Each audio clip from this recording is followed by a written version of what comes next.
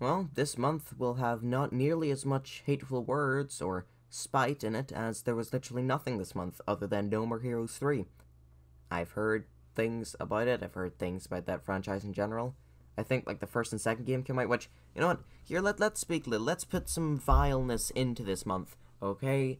Why do they know to do that, but why doesn't Nintendo? Okay, Nintendo, listen to me, right? You have got your fifth installment of the 2D Metroid franchise, right? You know, you've got it coming out for your system, and the only two playable are the first and the third one. So why haven't you given us Game Boy Advance games and the original Game Boy games to fill in the gaps? You know, people will feel more inclined to buy the newest title if the older ones are on there. Same for, like, Pikmin 3 Deluxe back in 2020. Why didn't you give us Pikmin 1 and 2? Even if it's just, like, you know, upscaled the first and second game, no changes made other than, like, inputting in your gyro controls, that would be enough for a lot of people, you know? We need a way to play the whole franchise on the system, because especially if it has a number on it. Like, look at Metroid Prime, right? You've got the fourth installment of that releasing never, right? So, you need to give us the first three titles, because people won't want to play a game called something something 4 without playing the first, second, and third one. It's basic logic. People want to see what came before the sequel, because they want to know everything. Sequels don't take time to show you the world, so you need to go and see the original to get a proper explanation of it. I'm saying this while I played bloody Halo 5 first. Well, technically I played the first one multiplayer with friends at one time, but, you know. 5 was the first campaign I played, and a bunch of movies where I watched a sequel before the first one, and okay, I'm being a bit hypocritical here with the amount of times I saw a sequel to something before the first one, but most other people aren't like that. I 100% guarantee that giving people access to the previous games in the franchise will boost sales in the new ones. And having new ones will boost sales of the older ones. It works really well, and yet Nintendo just keeps not doing it. Anyway, that's enough nothing footage. Yeah, I've picked nothing for a lot of these. It's not out of laziness, it's just I kind of want the game footage to be the same as what's being talked about, and, you know, I'm not really talking about anything much here, so that's why there's been nothing a lot of the time. Anyway, on to month of next, which will be actually interesting.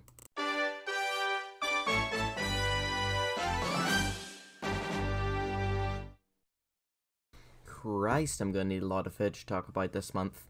A lot of WarioWare footage. Hey, speaking of which, WarioWare released. September. What a magical time. Students returning to school. Rain. And more rain. And rain. But hey, WarioWare Get It Together released. Also, Pokemon Evolution, a web series. And that's everything this month. Oh yeah, other than the teensy tiny little big massive direct on the 23rd. Yep, another and sadly our final direct of the year. Monster Hunter Rise DLC. Now, Monster Hunter Rise released for the Switch as an exclusive. People were a bit annoyed about that, but the game still sold really well, reviewed really well, yada yada yada, big DLC because it makes sense. Speaking of DLC, Age of Calamity also gets some DLC. Personally, I don't care about that game. I showed a little bit of interest, but the big issue with trying new games is just they're so bloody expensive. So that's kind of part of the reason why I sometimes give my games to friends temporarily, so that they can try these franchises without having to pay such a ridiculous amount of money. We also got the announcement of a Sakurai Direct, which show off the final Smash character, which, speaking of which, we haven't really been talking about Smash characters, partially because the list didn't actually have them included, but also because there just isn't much to talk about. Look, I'm gonna be honest with you, I've only cared about 2 characters in the whole Smash DLC, these being Banjo and Steve. I kinda cared about Sephiroth, but also not really, because I don't care about Final Fantasy, so, you know, this year was just depressing with the Smash announcements. You know, we had Pyra and Mithra, gross, you know, the only thing I can think of when I see Pyra is that bloody Mevins guy on Twitter.com. We also saw Kazuya from Tekken. Is he from Tekken? I don't know what he's from. He's from a fighting game. So now I've got multiple different fighting game characters in the fighting game. Horrifying. And finally Sora. Now, Sora won the character ballot way back during the Wii U days, and while that would be impactful as a final DLC character back then, it isn't now. Smash is way, way bigger than it was back during those days, because nobody bought a Wii U, but everybody has a Switch, and everybody has Smash, so I don't think Sora was a good fit. For the diehard fans who've stuck around with it for years and years, I guess, but like, even then, I wouldn't fully agree. There are so many characters who I would have rather had, mostly from the Mario series, but, you know, I do feel like a good couple of them deserved a spot, or, you know, at least have one in the next game. You know, we have no representation for any form of Mario RPG there, you know, so I want Fawful. He's a good for the whole Mario and Luigi series, or we could have Paper Mario for, they'll never guess this, Paper Mario. Gino was shot down and just shoved into a Mii costume, so we can exactly have him, but still. And most importantly of all, Waluigi. There are so many Mario spin-offs out there, your Mario Parties, your Mario Karts, your whatever else, and Waluigi would be a great representation of all of those. He has only appeared in the spin-offs, so make his moveset based around the spin-offs. Give him a dice stick he can roll, and, you know, what, depending on what number it has, it does damage, like Mr. Game & Watch's hammer, or give him one of the carts from Mario Kart, just anything, you know? But nope, instead we get Sora, from an incomprehensible franchise with far too many games. Ah well, back to the rest of this Direct, which is actually pretty good. Animal Crossing Direct in October. Now, we have known that Brewster would be coming to the game since Animal Crossing bloody released, so, you know, it was great to finally get confirmation that he would be arriving though, soon enough. Bayonetta 3 was announced back in 2017, which was a really, really stupid decision, because then the game got changed and changed again and changed a third time, and now it's finally coming out. Maybe it's probably been pushed to 2023, probably to 2024 now, in just the minutes I've been talking here about this month. Don't care about Bayonetta whatsoever. She is the final Smash character in Wii U and was broken. That's literally all I know about her, so yeah. Kirby and the Forgotten Lands. Now, Kirby was the final franchise out of like the proper big NES ones, I think, that has yet to be given a fully 3D title, so it's great to finally see it make the transition, you know? We haven't seen a truly 3D Kirby ever, so it's not exactly every day that you see a franchise's first steps into a true 3D game. And from what I've seen, it looks pretty good. Finally, we learned about 2 new systems coming to Nintendo Switch Online. We were all so very excited, but before we even learned much about it, Nintendo's already messed up by including Sega Genesis, Nintendo Wii. There are thousands of ways to buy the Genesis games. You have them all on Steam, so you have the option to grab the files out of it and put into any emulator that you want. You have it on Switch already. You have the Sega Classics collection. You have all these other ways to play it. I don't understand why it would be included as part of this expansion pack. People are clamoring for Nintendo's older titles. They want to play Nintendo's classics. We don't want to play the Sega ones. But if we do, there's already ways to do so. If there's no way to play Sega Genesis and Switch, then fine, I would see why this is needed. But there's so many ways. And it's why the price is so high, but we didn't know about that yet. Alongside this was N64 and Genesis controllers, same way that the Super Nintendo had it. Yeah, cool, I guess. I don't know, some games for the N64 you kinda need that controller to remind you how to play it right. Next, the final thing announced, and by the final thing, I mean the final thing that I want to talk about for this month, the Mario movie casting. Okay, so, months prior, I don't know how many, we found out some actor is going to be playing Spike, which was the brothers' bosses in the Mario movie, which was the first bit of information we've learned about it, pretty much ever. And we learned that Nintendo was working with Illumination to make it ages ago, like not even announced, it was just said, and people kept in the back of their minds, and then people forgot that's how long it's been, but I always remembered. See, there's so many movies for video games that are coming out that just haven't actually been released yet or been shown anything about that I know of. You know, we've got the FNAF movie, which has been in development hell for like 7 years now. We have the Minecraft movie, which has been in development hell for like 7 years now. We've had the Mario movie, which, let's be honest, has probably been in development hell for 7 years now.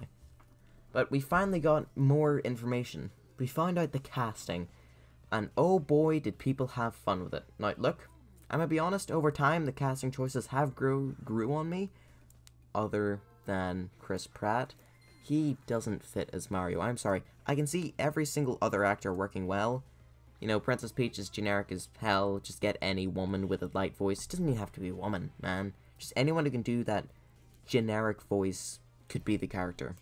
Charlie Day as Luigi fits. He's got that kind of mannerism down. But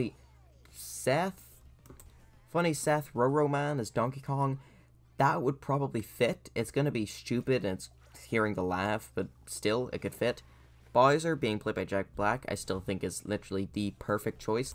And it's the main choice that kind of gives me hope that maybe this movie will be alongside the RPGs, with that kind of funny nature, bullying Luigi the whole time. But, I don't know. We can only hope. And the announcement that it'll be coming in 1 year's time. So, holiday 2022, unless it gets delayed. Ta-da, there it is. I promise you, I will be one of the first people to watch it, and I will tell you everything. I'm sorry if you notice a bit of a, audio difference between this recording and the previous and next one. I forgot about the Switch OLED. Yeah, an entire new iteration of the Switch. How could I forget about something so forgettable? God, really is shocking. Okay, so if it wasn't obvious enough already, I don't like the Switch OLED, but it's unfair that I don't, if that makes sense. See, the thing about Switch OLED is that it was made while everyone was hyping for a Switch Pro, a Switch that was a bit stronger, that had your 4K, that had strength of any kind whatsoever, which is very different to what we have currently, and sadly we did not get that. Instead, look, it's got a slightly bigger screen on handheld, in fact a really, really good screen for handheld, and bugger all else. Yeah, it also improved the kickstand thing, so now it can actually be propped up without dying horribly.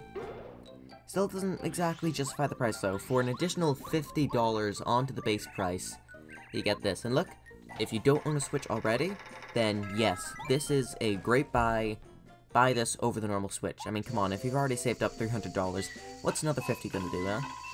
But still, if you already have a Switch, there is no reason to own this, you know? Like, there's no point, because all it is just a slight improvement to handheld, and if you don't play much handheld like me, it is literally pointless. Sure, it's got a LAN port in the back, but you can just get adapters for that anyway for your current Switch. So if LAN is such a big deal to you, that solution has already been found.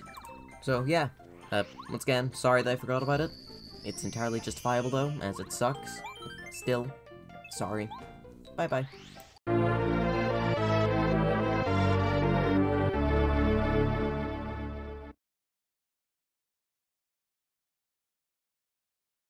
Oh boy, October also has a fair amount of things to talk about. Wow. So starting off, we had Super Monkey Ball. I don't care. Then we had Metroid Dread. Now, I've already talked about just how long people have been waiting for Metroid. Metroid has had such a massive impact on the indie community as well, with so many games being quote-unquote Metroidvanias, but let's be honest, I'm more in Metroid than Castlevania.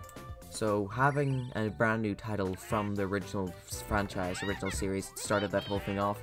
Great, wonderful.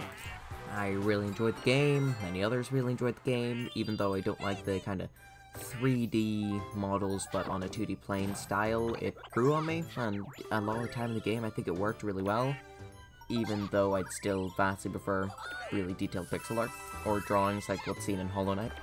Speaking of which, mini review of Hollow Knight. I really enjoyed it, quite a difficult game, quite enjoyable, yada yada yada. I am never gonna do Steel Soul, I am not mentally insane, or Pantheon 5. Never. Yeah, overall, the reception for Metroid Dread was quite positive. Now into something less positive, the Animal Crossing Direct. Now, I don't know exactly when the Nintendo Switch Online details were announced, but I know that it was close enough to AC Direct. You'll find out soon why. So yeah, Animal Crossing Direct, more content of the game. I still haven't went back to it, as I said, so I didn't care much. Big DLC, which was Happy Home Designer, but now it's a DLC for the game. Cool, I guess. I don't know. I have Happy Home Designer. I played through it. It was fine, I guess. It's good to see a bigger mode, now.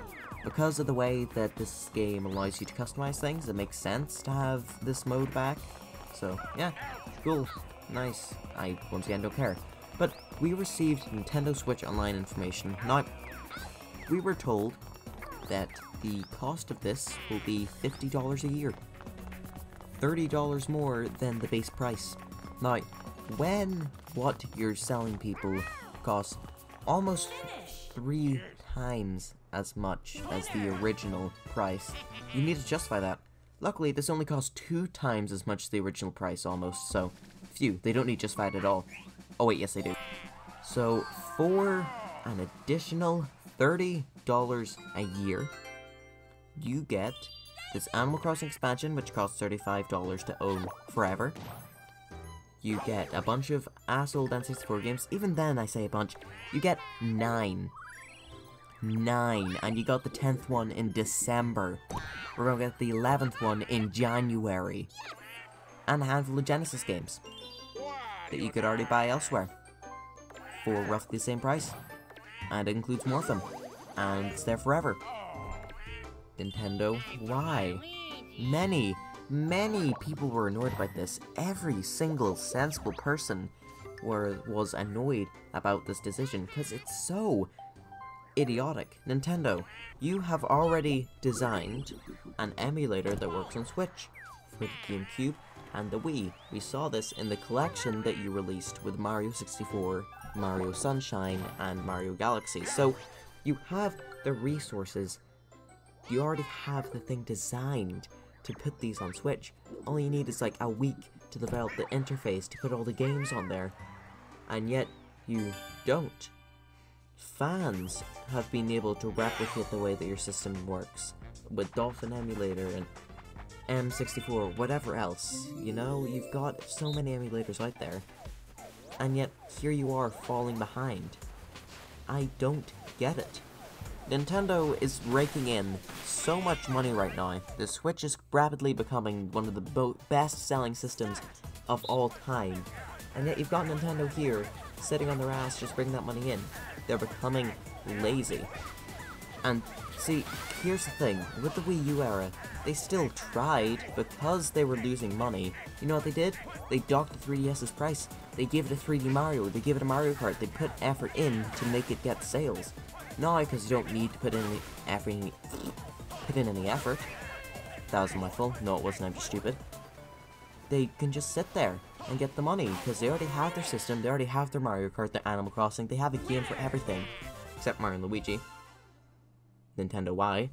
So they don't need to put the effort in to making these things. They don't need backwards compatibility to make more money because they're already making a bunch of money, but that's exactly why they should make it. They have the money to put into this to make fans happy, because us fans, we're the reason they didn't go bankrupt in the Wii U era. We're the ones stupid enough to buy Wii U, stupid enough to buy Mario 3D World and Splatoon 1. So maybe just a little bit of GameCube games, you know, just a Luigi's Mansion here and new Mario and Luigi there wouldn't go amiss. You know, it would go a long way. But no, instead, here is 9 N64 titles. You got your Mario 64, you got your Ocarina of Time. We're gonna give you these other cool ones later on down the line, and we don't know how much later. We had to wait 2 months. Wait, not even 2, yeah, 2 months for Paper Mario. 2 months for one title, and 5 Genesis, but who cares? Well, Toe Jam and Earl's pretty cool, so, you know, some people care, but still. 2 months. Just imagine how much longer we have to wait for all of them. We're promised Banjo-Kazooie in January, but even if we're looking at this as they're going to give us a new game every month, that is still too slow. Like, the games they showed off there was an additional, like, what, 10? 12? We're not going to want to wait a year to get all these games, okay? People don't want to have to wait a year for F-Zero, for Smash 64, for Mario Party 3. Nobody wants that. And yet, people might have to, because Nintendo doesn't care. But now, to end this month off on something positive relating to old garbage, Mario Party Superstars. Now, Mario Party has been in kind of a horrible state for years now. You know, the last title people commonly agree on is good is 7. Then DS came out, which was amazing, but nobody talks about it because they smell funny. Then we had It, which was clearly a GameCube game, bunged onto the Wii U with low effort. I mean, for Christ's sake, it didn't even support widescreen, it was still the same small boxiness that the GameCube offered. The motion controls were entirely tacked on and didn't make sense. Then we had 9, which brought in the stupid dumb car. It was developed by new developers, so makes sense they wouldn't get Mario Party straight away. You know, I think after the constructive criticism everybody gave them about how the car stinks, they can make a better one. Oh my god, they did it again. And it's even more generic this time. What the hell? At least 9 had good mini-games. At least 9 had like that one thing where you've got like the flower garden and you gotta strategize which box to pick, and if you lose, which ones to go for, you know, that kind of stuff. But this game didn't even have those fun side modes. It didn't even have anything. Meanwhile, on the handhelds, you had the 3DS ones, which, oh boy, they sucked. Wow, good heavens, terrible. Mario Party Top 100, garbage. But luckily, Mario Party Superstars, I'm getting confused with Super Mario Party. How could I? You know, it's not like they both have Super Mario and Party in some way. That game is what Top 100 should have been. It contained a bunch of really good minigames, albeit very few from Wii, and Wii U, and none from DS, which makes no sense because DS is literally the best one. Why, God, why? And remade 5 boards from previous titles. And by previous titles, I mean just N64 ones. And like, I get that those ones had the most, you know, nostalgia, I guess. You know, we're finally reaching a time where instead of constantly looking at the NES and Super Nintendo, we're now moving into nostalgia for the N64 and GameCube, and Nintendo's reflecting that by including stuff like, oh look, here's the Mario 64, you know, polygonal outfit for Mario in Odyssey, you know, that kind of stuff.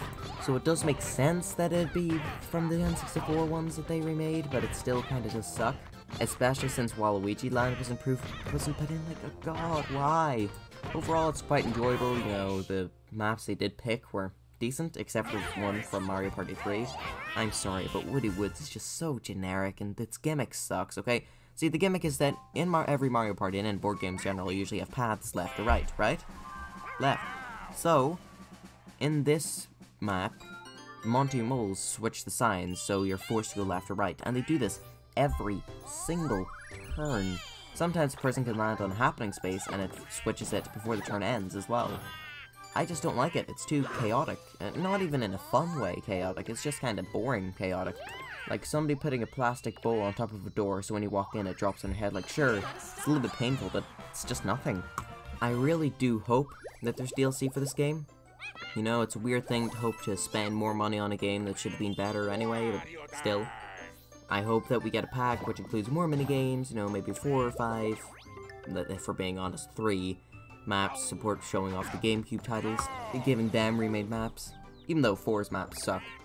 I'm sorry all 3 of you 4 likers out there. And hey, who knows, maybe that batch will include some from DS, because even though there's a good couple that needed that second screen and that needed to have your touch controls and whatever else, there's still plenty that did not. Like the one where you outrun a Hoover, or I mean, get that one where you crawl out the arcade machine. That one's fun. Jokes aside, there is a lot of mini-games to choose from when it comes to DS ones, so. November is a much calmer month in comparison to September and October, containing only 2 major releases, Shin Megami Tensei 5 and Brilliant Diamond Shining Pearl. Oh god, Pokemon titles. Oh no. I thought I was gonna have an easy month to talk about. No. No. So, fun fact about Pokemon. I mentioned this earlier. Highest grossing media franchise of all time. Do you know what that means? It means that out of all the media franchises, it has made the most amount of money. And yet, these remakes suck. Now, they went for a chibi, quote-unquote chibi, style for this game. And while that is an art style that you're allowed to choose, they clearly did this just cut corners. You know, like, they say, oh look, we're recreating these games in a way that's just like the classic, and we're being faithful, we're not being lazy. But they very clearly are being lazy, with many of the textures looking horrid. Like, this is the kind of remake you would have saw for the bloody 3DS, or for mobile phones, but it's on the Switch, and you're expected to pay $60 bloody for it.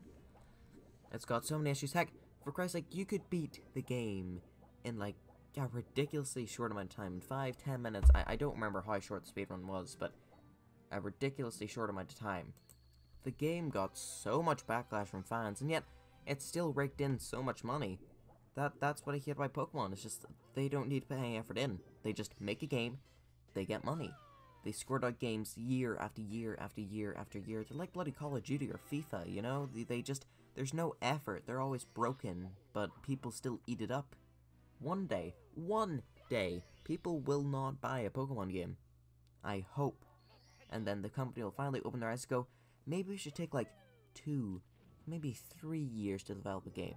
The reason why so many people say that Pokemon games used to be better before was because back then they would take time to develop the games.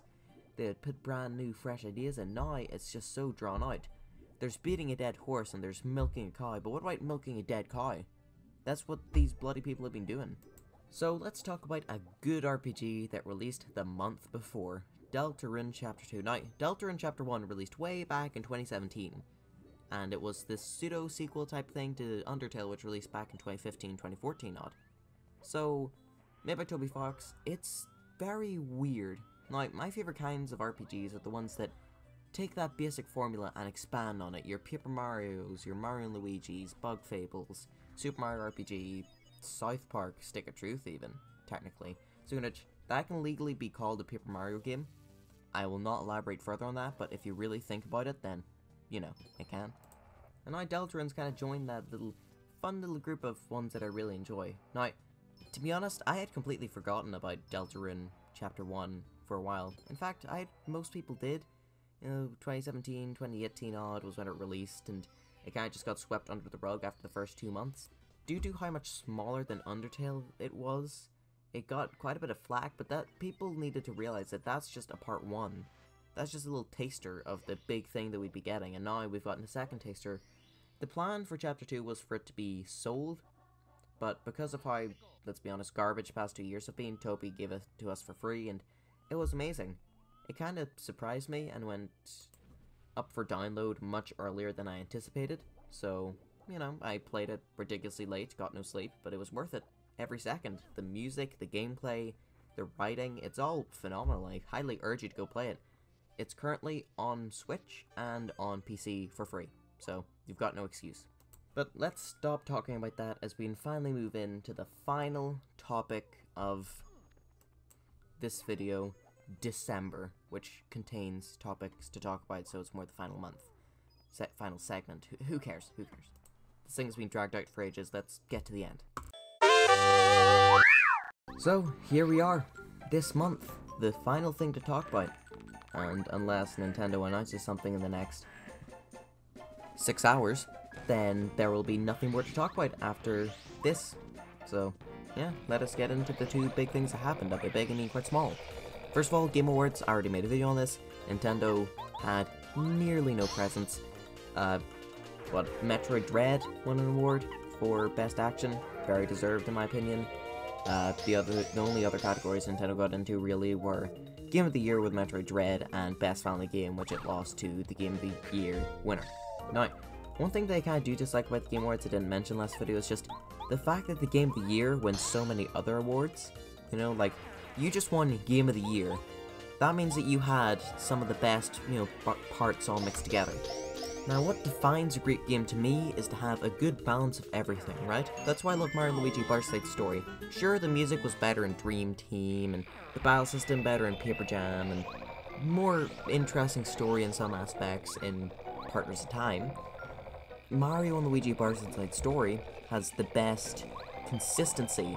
It has a bunch of aspects that sure are beaten by other titles, but it doesn't have the same lows. So to me, the Game of the Year winner would be the game that doesn't have the best aspect of every category, but the most consistent. Like Metroid Dread, you know, as much as I love it, it has a very weak soundtrack. So, you know, it's got that really big downside. But then it should be praised for the fact that it had the really good action. Psychonauts 2, really good story, really good graphics, really good music, but it could be lacking in some other departments, so, of course, give it the win for some categories, and not let it win Game of the Year. Have Game of the Year go to the one with the most equal good categories.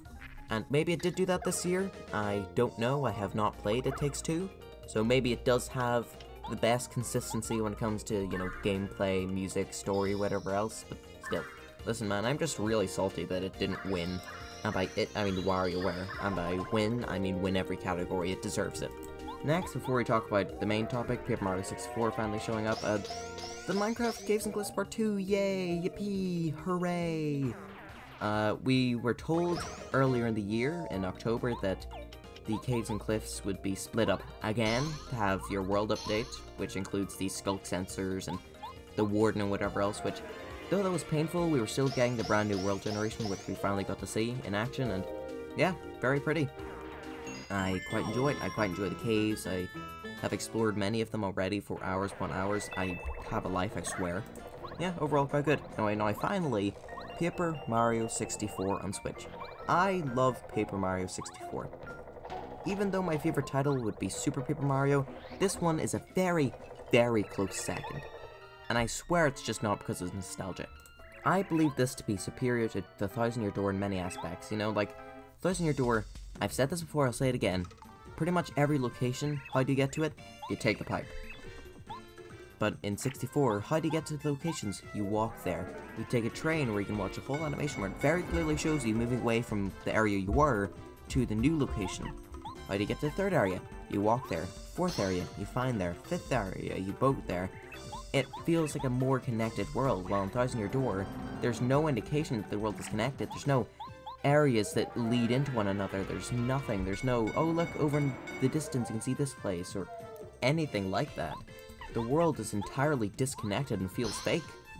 For Christ's sake, even Sticker Star had better world building than that. I'm sorry, but like, in Sticker Star, there's many points in the game where you can see off in the distance an area you'll visit later. Often the boss area, but still, that's something. That's much more than what Thousand Year Door offers, you know? But yes, that's it. December was quite the lax month, which is why I felt like padding it out with the Minecraft update, but even then, still wasn't much to talk about. So, 2021 for Nintendo overall was a very interesting year. I've done this video for little guys or something along that line because there's a lot of much smaller franchises that got to see a little bit of goodness, you know? You got WarioWare with a new title, you got Mario Party, which often isn't cared about, Paper Mario got an actually good title on the system, Metroid Bloody Dread. You know, there's just a lot more. Oh, and Miitopia and Pokemon Snap, but there's more of these smaller titles, and next year will be more focused on your big boys, your Breath of the Wild 2, unless it gets delayed. I'm gonna keep saying that till it either gets delayed or releases.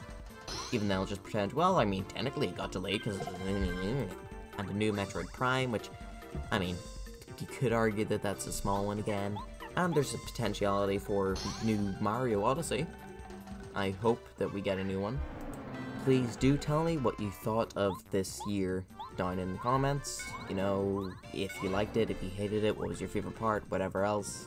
Let me know what you thought about this video. It's a little bit more speaky correct. You know, in previous videos I'd pause quite often to think of what next to say, but this video is a lot more, I speak the words, and they come out correctly. Other than just then when I paused. I bet you couldn't even notice it, did you? You probably did, because when I click, it makes a very loud sound, so yeah. Anyway, if you want to come back to this video, leave a like. If you've watched a couple and enjoyed all of them, please do consider subscribing. And there will be one video from me very soon. Now, I can't promise it'll be coming out like the same day that this video comes out. In fact, I'm not even sure if I'll be able to get this whole thing edited before the new year. So, if you do see this coming out in 2021 though, then expect there to be a video on the 1st of January 2022. Why is it already 2022, man? It's just 2019 last year. Except no, it wasn't. Anyway, bye bye bye bye bye bye bye bye bye bye bye bye bye bye bye bye.